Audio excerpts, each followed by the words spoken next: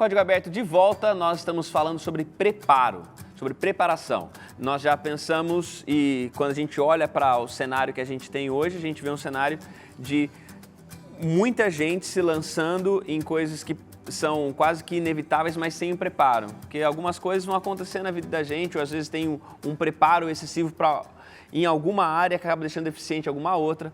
E eu acho que quando a gente pensa, por exemplo, sobre casamento, sobre vida, a gente como pastor aqui, o Felipe está aqui, vocês também sabendo e conhecendo, eu vejo cada vez mais quanto de preparo não se tem, quanto não se gasta, e o casamento é uma indústria que se inflaciona cada vez mais, né, do evento casamento, e é um preparo tão grande para o momento, mas ao mesmo tempo, do outro lado, é um despreparo para... E quando a gente volta da lua de mel, quando a gente vai para a vida real, né?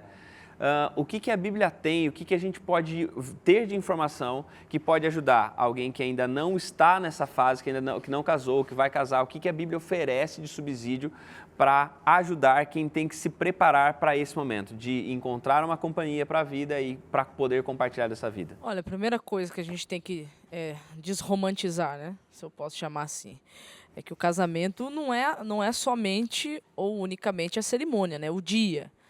Porque é engraçado, tem muita gente que vai pro dia da cerimônia do casamento achando que o casamento é aquilo, né? Só que não é, aquilo ali é só uma celebração, é só um culto em louvor a Deus pela união do casal, né? Então, a primeira coisa que eu digo, não vá pro casamento achando que a vida de casamento vai ser o que aconteceu no dia da festa, no dia da cerimônia. Não. E a Bíblia, ela aconselha, né, que tudo na nossa vida tem que ser feito de forma pensada, planejada, organizada. Esse é o ideal, né? E com muita oração. É engraçado, a gente procura muito a Deus quando as coisas estão indo de mal a pior. Aí a gente lembra que existe um Deus. Mas, por exemplo, se a gente observar a história de Isaac e Rebeca lá em Gênesis, né, 24, é legal as coisas que a gente encontra ali, das dicas que a gente pode extrair o princípio para a nossa vida. A importância de você ouvir quem já passou por essa experiência ou quem vive já essa experiência há mais tempo que você.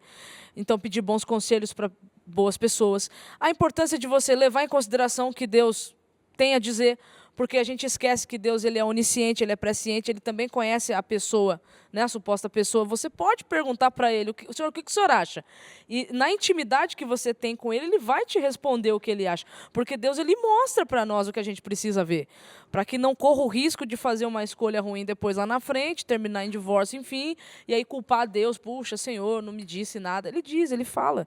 Então, a Bíblia, ela dá esses conselhos para nós. Procure conselhos de pessoas que já são casadas, de pessoas que já vivem no matrimônio, né? Ore, busque o conselho de Deus em relação ao que Ele pode te revelar, e Ele vai dizer. Então, assim, biblicamente falando, nós temos como estar preparados para o matrimônio, porque a gente pode aprender com o exemplo dos outros e pode aprender também com os princípios que Ele deixou registrado e revelado nas Sagradas Escrituras. No meio de tantos conselhos aí que você deu, eu pensei também na questão da gente saber o que a gente espera de um casamento. Será que o que a gente espera é real ou é uma ilusão? Então, procurar saber justamente isso também. Eu achei interessante umas perguntas que o nosso guia propõe e eu achei bacana, porque, por exemplo, baseado em alguns versos bíblicos, ela propõe uma sequência de perguntas dizendo o seguinte: ele ou ela, perguntas que podem ser feitas antes, né? Ele ou ela é uma pessoa trabalhadora e esforçada, de acordo com Provérbios 24, 30 e 34, né? É muito interessante isso que você está falando, Tiago, porque tinha antigamente nos casamentos bíblicos, você tinha que dar o dote, né? E o dote ele servia justamente para mostrar para a família da moça, né? Se aquele rapaz era um rapaz trabalhador, esforçado, honesto, teria condições de dar uma vida boa, né? E eu acho interessante que em Provérbios, quando fala isso, ele fala sobre dos dois, né? A ideia, os dois eles são chamados a ter essa maneira de ser. Uma outra coisa que pergunta: tem um temperamento difícil? Compartilhamos as mesmas crenças? O que minha família e meus amigos pensam do meu futuro, cônjuge? Isso é legal, é claro que às vezes não dá para ouvir todos os amigos, né? Mas o que a família e os amigos pensam? E aí fala aqui também mais uma: estou confiando na razão ou apenas em sentimentos? E aí eu acho que essas perguntas podem orientar muito isso, né? De preparo, mas aí eu acho que vem uma outra coisa importante também no preparo, que é eu ser capaz de responder essas perguntas na minha vida. Eu sou uma pessoa, sim, trabalhadora esforçada, o meu temperamento é difícil, eu tenho crenças compatíveis com a pessoa que eu estou procurando, a minha família, os meus amigos me veem como alguém viável para um relacionamento sério,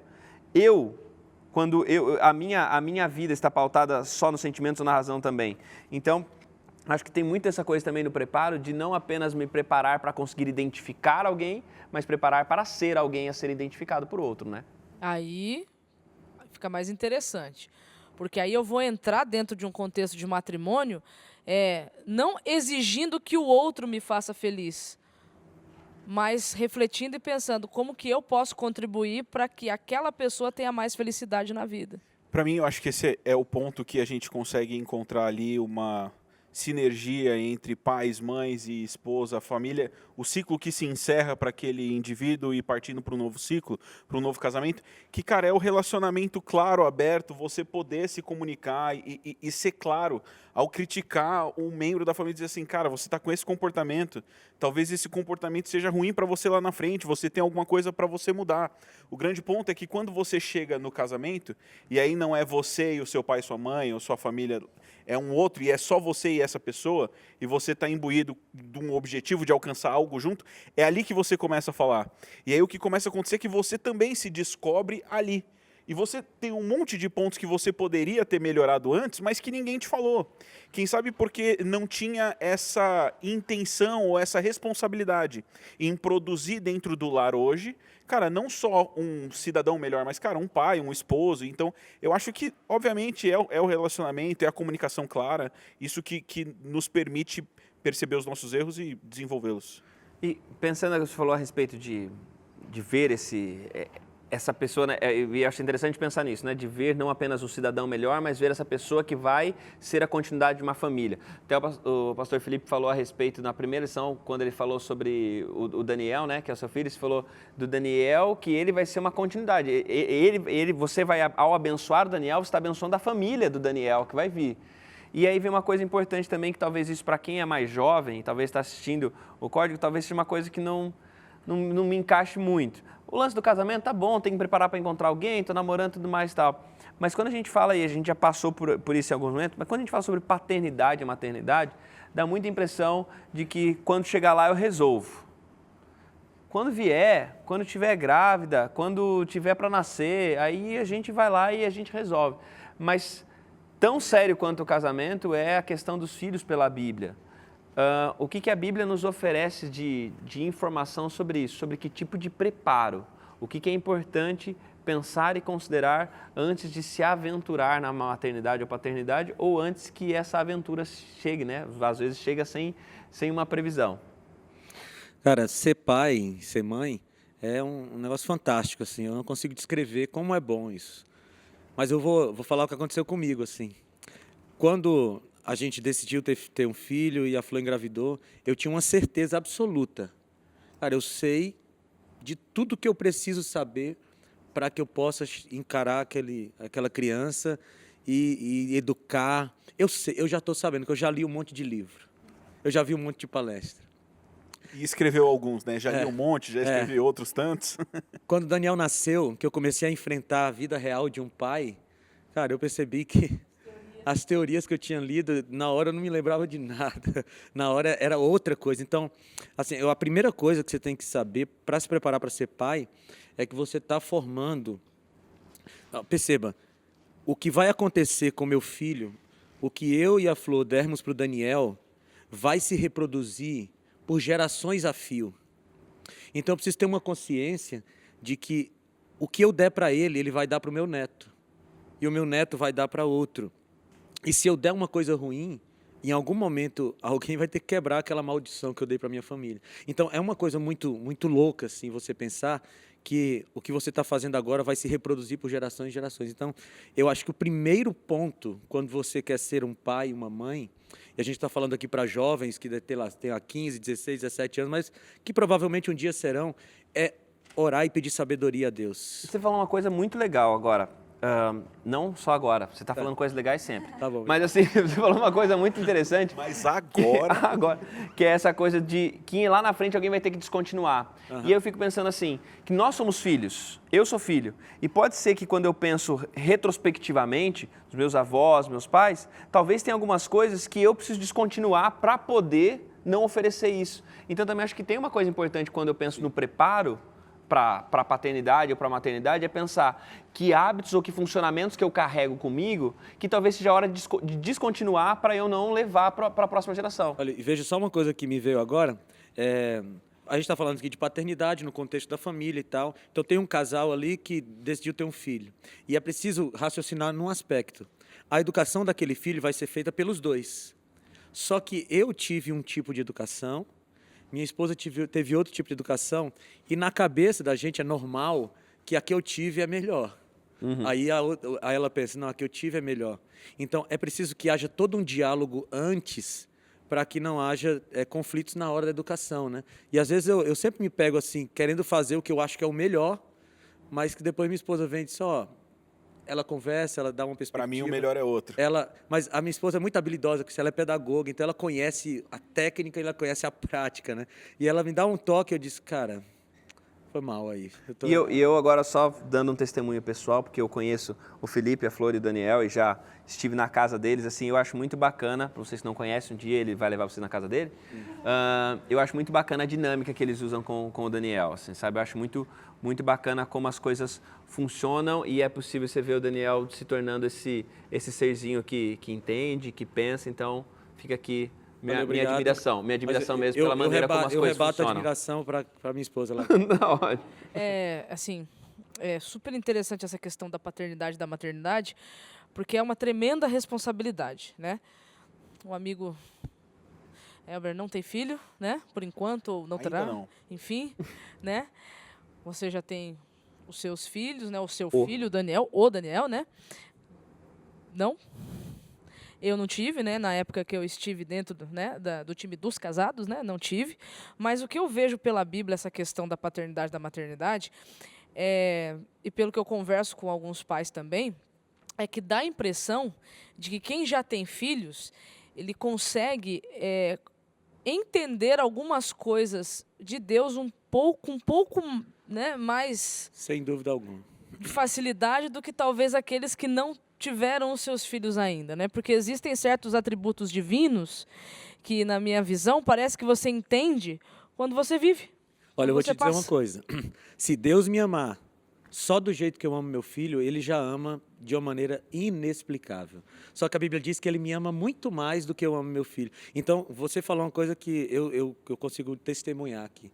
Quando o Daniel nasceu, eu consegui entender muitas coisas de Deus que eu achava que entendia. Mas aí, na relação do Daniel comigo, eu consegui entender a minha relação com o Pai do céu. Eu estava pensando aqui um pouquinho sobre... a gente falou nas duas primeiras lições sobre processo, né? Processo de salvação, processo da mudança e tal, que a gente está discutindo aqui agora e estou ouvindo aqui e colocando isso na educação que eu ainda não desenvolvo em alguém, mas que quero desenvolver. Quando a gente cria processos para ter controle, né? Então, se eu coloco um processo de vendas na minha empresa, é porque eu quero saber o quanto eu consigo vender. E aí você cria um processo. E para tudo isso na nossa vida, a gente desenvolve o processo para, no final, ter controle.